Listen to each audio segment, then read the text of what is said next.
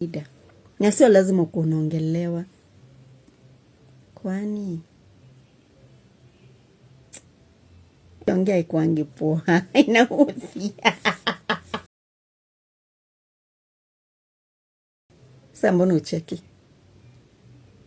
Si ucheke, kwani story yangu si fani?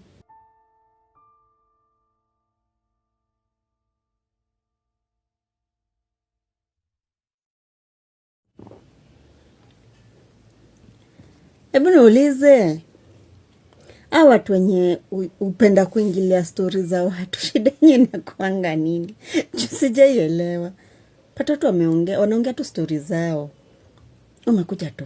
Anaje wasili? Mko poa? Hebu niambieni, kuliendaje, kumeendaje? Hiyo story Endelea. Shida yenye inakuanga, why invited? Haujaulizwa swali, wewe salimiana, jipee shughuli, kanyanga kubenda zako. Eta nao ete.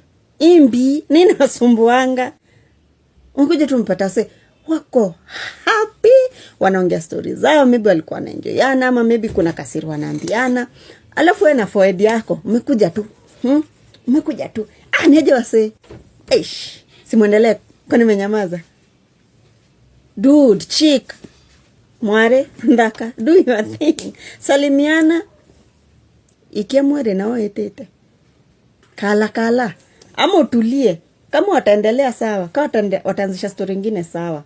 Then hii notion ya wasaka alikuwa anaongea kuona nyamaze, ni wewe ulikuwa unaongelea, my friend. Kuongelea ni kawaida. Na sio lazima kuongelewa. Kwani anyway, hizi stories za kuongelewa mnanibambanga. Kuna mtu ashaikufa juu kuongelewa? Mamemes tu sijui they belong to the back, sijui ni my friend. Acha watu waongee. Usipoongelea utakana mwingine aongelee. Wacha wakuongelee. Maybe kuongelea ndio inafanya wanaendelea kuexist kwa hii dunia. But anyway, history ya kuingilia wakati za wasee wakiongea ikuangi poa. Inahusi. Sasa mbona ucheki? Si ucheke, kwani story yangu si fani? Wewe kuenda huko. Memari sana.